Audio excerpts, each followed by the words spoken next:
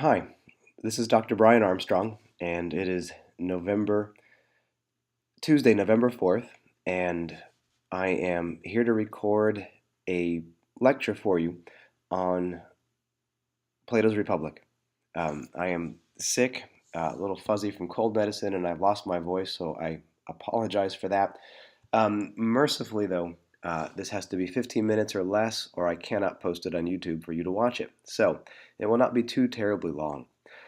Um, I want to introduce you to a bit of secondary material that will hopefully help you to wrap your head more fully around what's going on in the Republic as a whole, which I hope will in turn help you focus on that particular aspect or detail or tension on which you choose to focus and write.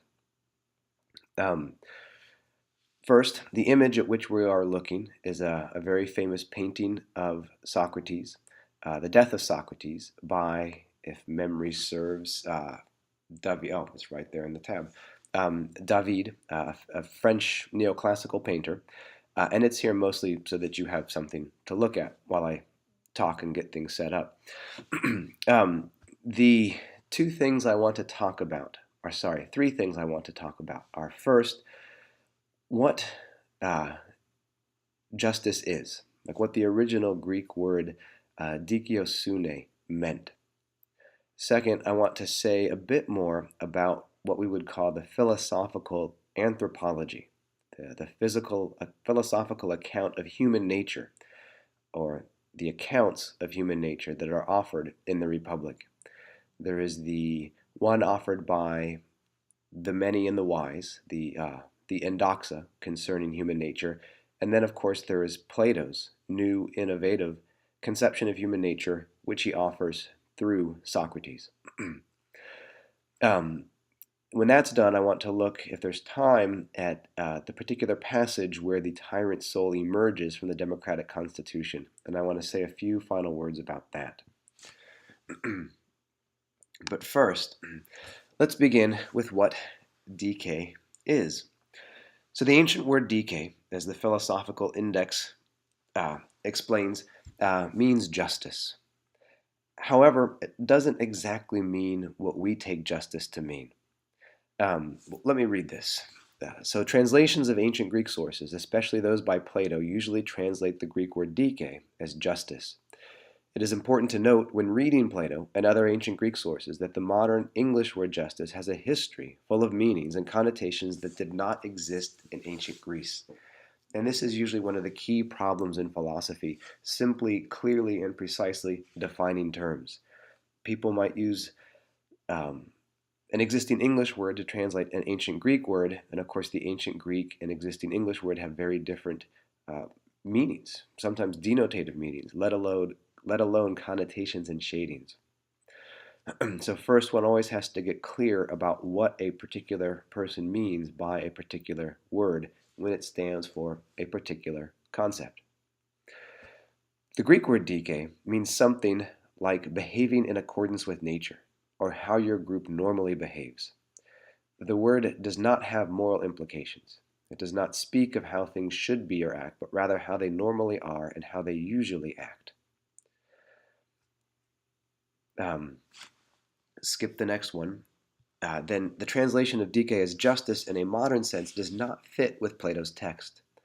Scholars believe that Plato did mean to describe justice in its original sense, and so when Plato uses the word dikaiosune, he simply means acting in the way that one normally does in one's situation.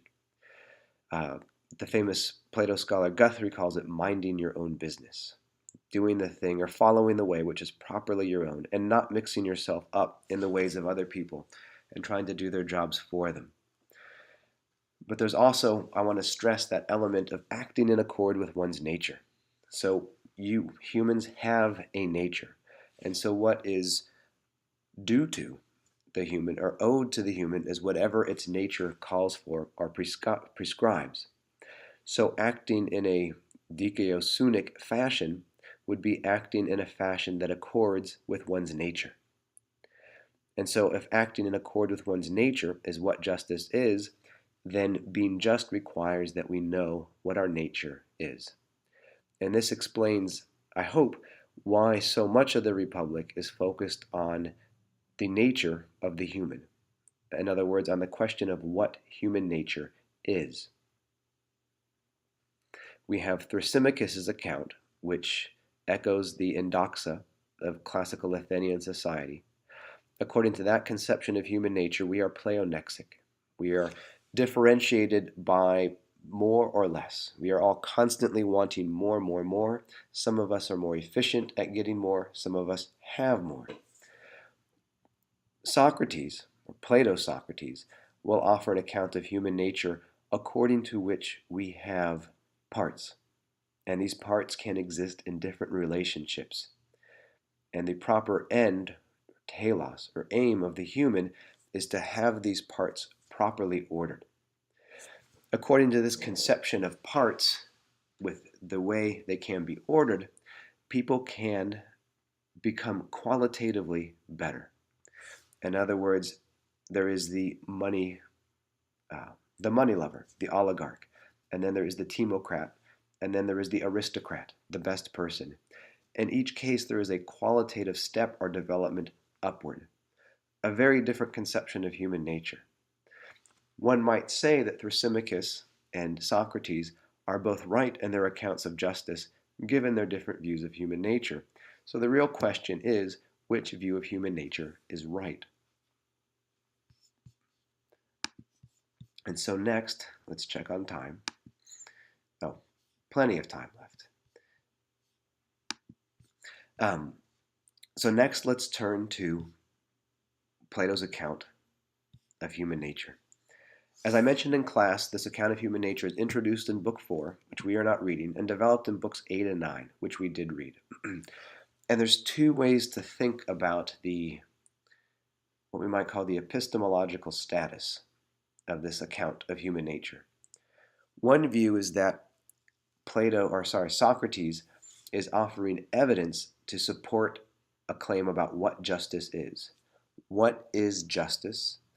Well, whatever it is, we can come to know what it is by looking at human nature.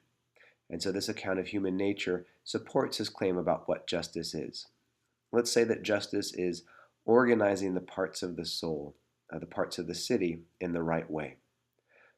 If that's the case, and then we can look at human nature, and if human nature is as Socrates says it is, then it would seem that justice is what Socrates says it is. Another version, though, is that Socrates' account of justice comes first.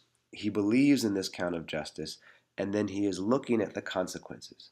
In other words, if Socrates' account of justice is true, then what must this mean about human nature? I'm not going to make a choice for you here. I just want to note that you could look at his account of human nature as offering evidence for an account of justice, or you could look at it as a consequence that follows from his account of justice. Also, we need to keep in mind that given how Plato and Plato-Socrates view justice, justice is fundamentally a matter of constitution. The Greek word for constitution is politeia. Politeia means the constitution primarily of a city. And one of Plato's innovations is to extend the concept to the soul and treat the soul as composed of parts that can exist in harmony with each other if the soul is constituted appropriately, correctly, justly.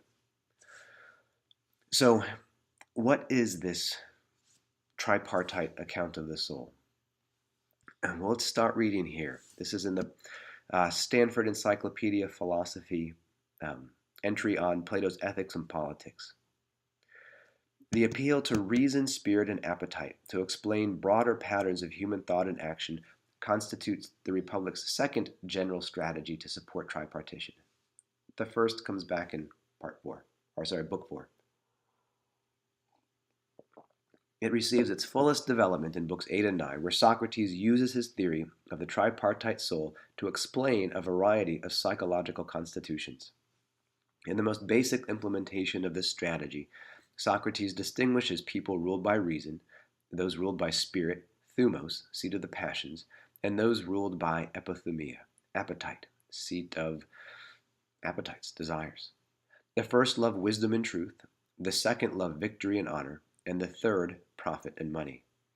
This simplistic division, it might be noted in passing, fixes the sides for an ongoing debate about whether it is best to be a philosopher, a politician, or an epicure, one who seeks pleasure.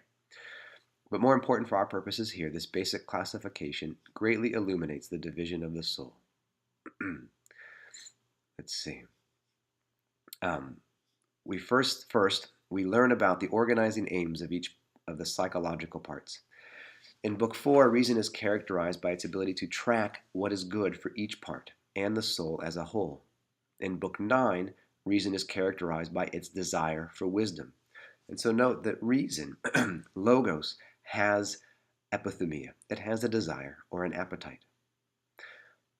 These also are not bifurcated aims. Socrates argues that no one is satisfied merely with what he or she takes to be good for him or herself, but wants what is in fact good for him or herself. So reason naturally pursues not just what it takes to be good for the whole soul, but also the wisdom that ensures that it would get this right. Nor is wisdom's value merely instrumental to discovering what is good for one. If wisdom is a fundamental constituent of virtue, and virtue is a fundamental constituent of what is good for a human being, then wisdom turns out to be a fundamental constituent of what is good for a human being. In other words, you cannot be just if you do not truly understand what the good is. So it should not be surprising that the part of the soul that tracks and pursues what is good for the whole soul also loves wisdom. Spirit, by contrast, tracks social preeminence and honor. If good is the organizing predicate for rational attitudes, honorable or fine, Greek kalon, from kalos, is the organizing predicate for spirited attitudes.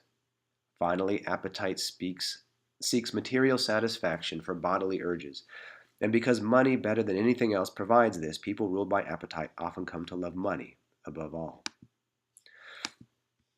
2 more minutes. The basic division of the world into philosophers, honor lovers, and money lovers also illuminates what Socrates means by talking of being ruled by one part of the soul. If one part dominates in you, then aims of that part are your aims. If, for example, you are ruled by spirit, then your reason conceives of your good in terms of what is honorable. Reason has its own aim, to get what is in fact good for the whole soul, but in a soul perfectly ruled by spirit, where there are no genuine psychological conflicts between different parts, reason's love for truth and wisdom must be limited to that which is also held to be honorable. Our author then notes that his full psychological theory is more complicated. For instance, there are different kinds of appetitive attitudes. Some are unnecessary but regulable. Some are necessary. Some are unnecessary but regulable. And some are unnecessary and entirely uncontrollable.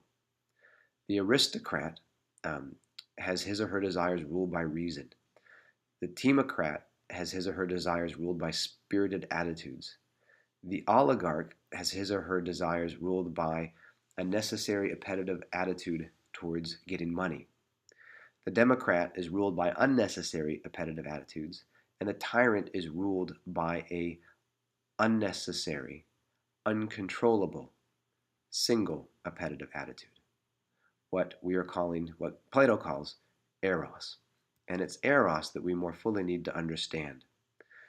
At this point, though, I'll stop so I can post this, and then I'll post a short second one.